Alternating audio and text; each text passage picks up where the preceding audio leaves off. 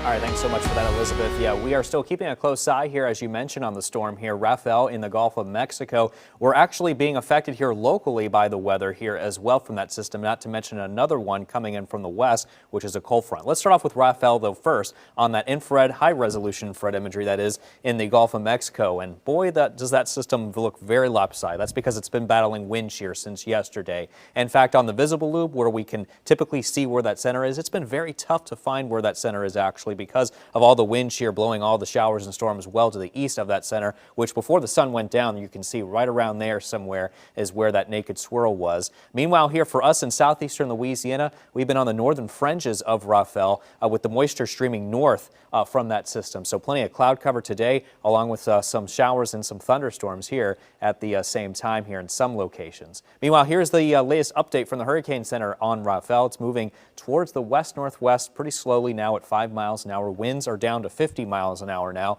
and the system is expected to kind of meander around the Gulf of Mexico, make a little bit of a loop here, and then make its way towards the southwestern Gulf of Mexico, right in the Bay of Campeche area between the days of Tuesday and Wednesday. And not to mention, it's going to continue to weaken because it's still battling those very strong upper-level winds in the atmosphere, that wind shear effect, and you'll notice that it will continue to battle those very strong winds. That's going to help weaken the system quite a bit down to a tropical depression and eventually a remnant area of low pressure by around the middle part of the week here coming up as well. But since we're on the north side of that system, we got that strong easterly wind between 10 to 15 miles an hour with gusts to nearly up to 20 miles an hour at times as well. And that is why we're still under these coastal flood advisories from the National Weather Service for much of the area. And that starts at 9 o'clock tonight and going until 10 a.m.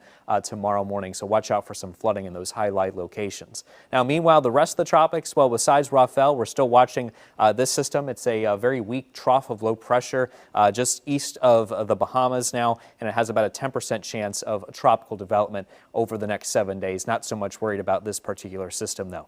Big game happening tonight at Tiger Stadium between Alabama and LSU. And for kickoff, we got cloudy skies in the forecast. Still a shower possible. Otherwise, it will remain mostly cloudy with a shower or two possible by around halftime.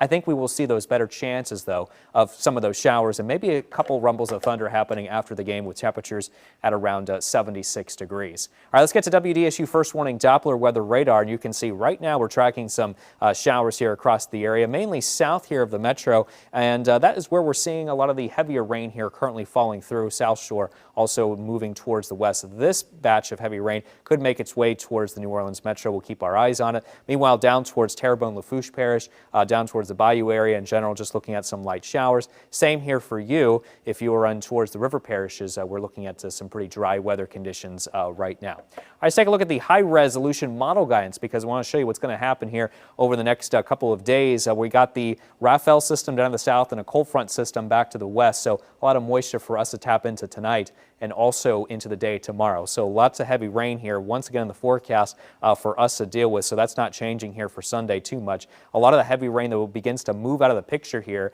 as we head into tomorrow, late tomorrow afternoon, and also into the evening hours, and then we're pretty much in the clear here once again after that. And you'll see here on the WDSU First Warning 7-day forecast that we're drying out for much of next week. Wednesday and Thursday could see some rain chances, otherwise breezy conditions and cooler with highs falling to near 79 next week.